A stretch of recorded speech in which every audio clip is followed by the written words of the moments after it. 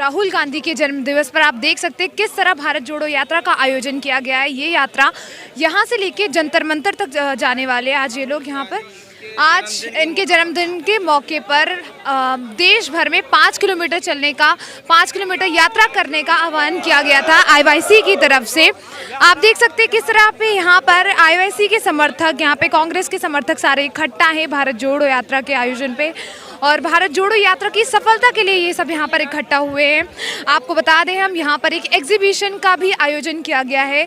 ये एग्जीबिशन भारत जोड़ो यात्रा की सफलता के लिए रखा गया था। इस एग्जीबिशन में जो जिस राज्य से भारत जोड़ो यात्रा निकाली गई थी वहाँ की फ़ोटोज़ लगाई गई थी। जो लोग इस भारत जोड़ो यात्रा का जो लोग इस भारत जोड़ो यात्रा में नहीं आ पाए थे, जो नहीं उसको देख पाए थे, उनको ये मौका दिया गया है कि वो यहाँ पर आके उस भारत जोड़ो यात्रा को समझे और उसको जाने की भारत जोड़ो यात्रा क्यों करी गई थी। आप जिस तरह आप देख सकते हैं कि यहाँ पे सारे लोग इकट्ठा हैं। यहाँ पे आईवाईसी के अध्यक्ष भी आए हैं। चलिए आके इनसे बात करते हैं, जानते हैं कि ये भारत जोड़ो यात्रा क्यों करी गई है। ये जो मुख्य भारत जोड़ो यात्रा हुई थी, जो पूरे भारत के अंदर हम पैदल चले थे, उसी का एक सिंबॉलिक तौर है। आज राहुल जी का जन्मदिन है और राहुल जी ने जो यात्रा के दौरान मुद्दे उठाए थे देश में नफरत के खिलाफ, बेरोजगारी के खिलाफ, हिंसा के खिलाफ, वही मुद्दे हम आज देश को याद दिलाना चाहते हैं एक सिंबॉलिक तौर पर। जो कॉन्स्टिट्यूशन की फीलिंग है, सेकुलरिज्म, सोशलिज्म, वो जिंदा है। हम देश को ये एहसास कराना चाहते हैं इस यात्रा के द्वारा। और जो एग्जीबिशन रखा गया है इसके बारे में आप क्या कहना चाहेंगे? पूरे देश के अंदर जो यात्रा के अंदर माहौल रहा है, यात्रा की जो यादें हैं, वो पूरे देश तक मैसेज पहुंचाना चाहते हैं कि ये देश मोहब्बत से चलेगा, नफरत से, फांसीवादी ताकतों के उनसे ये देश नहीं चल पाएगा। अच्छा, जो भारत जोड़ो यात्रा है, इसका नाम भारत जोड़ो यात्रा है, जो रखा गया है, इस पर पक्ष काफी बोलता रहा है कि क्या भारत कभी टूटा था? जो भारत जोड़ने की बात करी, अगर भारत टूटा नहीं है, तोड़ने की कोशिश की जा रही है। आप सांप्रदायिकता के आधार पर, धर्म के आधार पर, भाषा के आधार पर, और वर्तमान में ही देख लीजिए आप मणिपुर का उदाहरण। मणिपुर में एथनिक ग्रुप्स का वायलेंस होने लग रहा है, तो ये टूटने की कगार पर है। स्टेट्स के अंदर आप लैंग्वेजेस के थ्रू कॉन्फ्लिक्ट्स करवाते हैं, रिलीजन के तौर पे आप माइनॉरिटीज़ को डेली टारगेट्स करते हैं, तो ये तोड़ने की कोशिश है। उस तोड़ने के खिलाफ जोड़ने की बात कि जो कॉन्स्टिट्यूशन की फीलिंग है, secularism, all religions are equal, so बस वो मेन भारत जोड़ो यात्रा का यही मोटिव है। ठीक है, भारत जोड़ो यात्रा ने कितना प्रभाव हुआ है इस धर्म की राजनीति को बंद करने में? काफ़ी प्रभाव हुआ है। आप देखें पूरे भारत के अंदर जाकर के मीडिया में माहौल देखें और एक ग्राउंड के ऊपर माहौल देखें।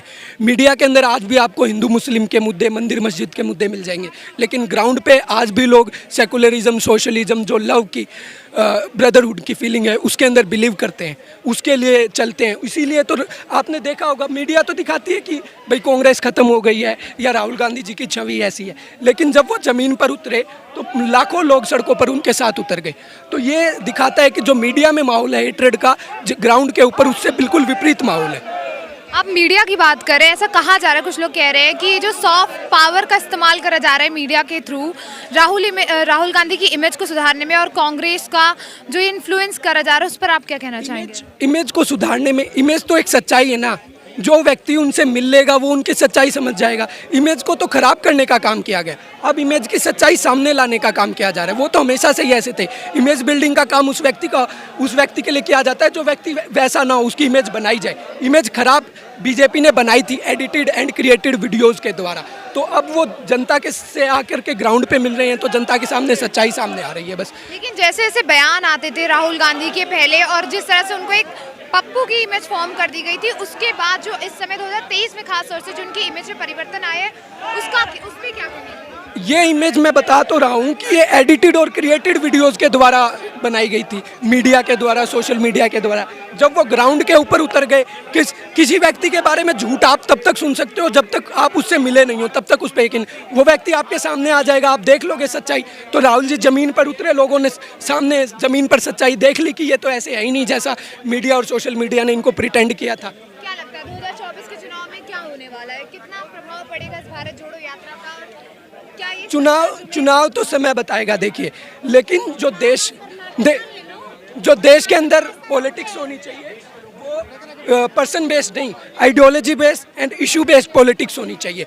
जो आज पॉलिटिक्स हो रही है वो पर्सन बेस्ड हो रही है। क्या सिर्फ मोदी जी एक देश को चलाते हैं या सरकार को? नहीं, सरकार को पूरा सिस्टम होता है, पूरा मंत्रिमंडल होता है, सब लोग मिलकर के चलाते हैं, उसमें जनता का भी सहयोग होता है। लेकिन आप एक fascist regime, dictatorship kind of government बनाने लग रहे हैं, ऐसा नहीं चलेगा। तो इंडिया का हिस्ट्री रही है, इंडिया ऐसी चीज़ों को, डिक्टेटरशिप को कभी एक्सेप्ट नहीं करता।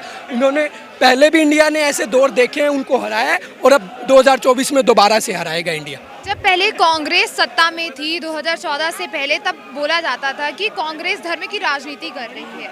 अब वही कांग्रेस भारत जोड़ो यात्रा करके धर्म की राजनीति खत्म करने की बात कर रही है। उदाहरण दीजिए कोई भी जहां कांग्रेस ने धर्म की राजनीति की, और मैं आपको 50 से ज़्यादा उदाहरण दे दूंगा बीजेपी के, जो कि रिलीजन बेस्ड, कास्ट बेस्ड। बल्कि मोदी जी खुद एक प्राइम मिनिस्टर अपनी रैली के अंदर कहता है कि कपड़ों से पहचाने जाते हैं।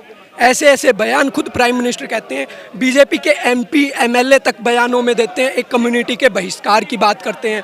और संसद से कितनी दूरी पर है जंतर मंतर, यहाँ मुल्ले जाएंगे, ऐसे अभद्र नारे लगाए जाते हैं एक धर्म के खिलाफ। आज से 2014 से पहले मुझे बताइए किसी पार्टी के सांसदों ने ऐसा किया हो? अगर किया भी है तो उनके खिलाफ एक्शन हुआ है। सबसे बड़ी चीज़ आज ओपनली होने लग रहा है, ओपनली सभाओं में, रैलियों में प्राइम मिनिस्टर, कॉन्स्टिट्यूशनल पदों पर बैठे लोग ऐसी बातें कह रहे हैं। मेरा आखिरी सवाल आपसे ये है, आपने बात करी कानून व्यवस्था की भी बात करी, आपने बात करी कि ये जो क्या बोलते हैं अभी सारी चीज़ें चल रही, इस पर बात करी। मैं जानना चाहूँगी, अभी रिसेंटली कल साक्षी मलिक का परसों एक वीडियो आता है जिसमें वो कन्फेस करती हैं कि उनको ये जो आइडिया था बबीता फोगाट ने दिया था प्रदर्शन करने का। वहीं दूसरी तरफ बबीता फोगाट का ट्वीट आता है ये तो कि INC के लोगों की तरफ से ये सारी चीज़ें हो रही थी, इन्होंने इनका सपोर्ट करा है, मैंने इनको कोई सजेशन नहीं दिया। इस पर आप क्या? मेरी बात सुनिए, बबीता फोगाट एक पॉलिटिकल पार्टी से जुड़ी वो हैं, तो उनकी बातों पर यकीन तो नहीं किया जा सकता ना। वो अपनी पॉलिटिकल आइडियोलॉजी के अकॉर्डिंग, अपनी पार्टी के मोटिव के अकॉर्डिंग बोलेंगे, तो उनकी बातों पे तो कुछ यकीन नहीं किया जा सकता। और सीधी सी बात है, जब FIR हुई बृजभूषण शरण सिंह के खिलाफ, उस पर कोई एक्शन नहीं हो रहा, पोक्सो एक्ट के अंदर FIR, इतनी महिलाएं आरोप लगा रही, तो सॉल्यूशन क्या बचता है? धरना प्रदर्शन, विरोध प्रदर्शन ही एक लोकतांत्रिक देश में वो बचता है। लेकिन आपने वो भी नहीं करने दिया, उन्हें घसीटा गया रोड पर, जो मेडल लाने वाले खिलाड़ी। तो ये तो देश का अपमान है ना। क्या लगता है ये सारे मुद्दे 2024 में जो चुनाव होने वाला है उसको प्रभावित करेंगे? मुद्दे तो सभी प्रभावित करेंगे। सबसे बड़े मुद्दे तो यही बेरोजगारी, महंगाई के साथ साथ जो देश के अंदर आज एक डिवीज़न की पॉलिटिक्स हो रही है, धर्म के नाम पे, कास्ट के नाम पे। और सेंसस बहुत ज़रूरी मुद्दा है।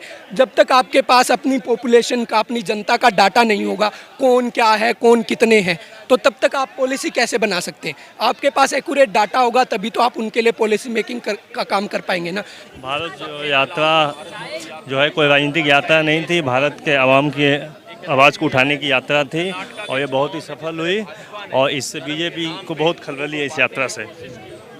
आज उसी के उपलक्ष्य में हम राहुल जी ने जो यात्रा निकाला, उनके जन्मदिन के अवसर पर हम निकाल रहे हैं। तो ये जो एग्जीबिशन करा गया है, ये क्यों करा जा रहा है भारत जोड़ो यात्रा का? वो एक संघर्ष दिखाया जा रहा है कि हिंदुस्तान की जनता के लिए किस तरह से राहुल गांधी जी ने संघर्ष किया, 3700 किलोमीटर यात्रा किया। वो एक प्रदर्शनी है। तो ये जो भारत जोड़ो यात्रा क्यों नाम रखा गया? क्योंकि जिस तरह पक्ष बोलता है वो तो ये कहते हैं ना कि भारत टूटा हुआ है क्या, जो भारत जोड़ो यात्रा? भारत एक है, और बीजेपी ने जिस तरीके से जात के नाम पे, धर्म के नाम पे, क्षेत्र के नाम पे खंड खंड किया हिंदुस्तान को, उसको एक करने के लिए ये यात्रा थी राहुल जी की। खबरों में बने रहने के लिए फोरम 4 को सब्सक्राइब करें और नोटिफिकेशन पाने के लिए बेल आइकन दबाएं।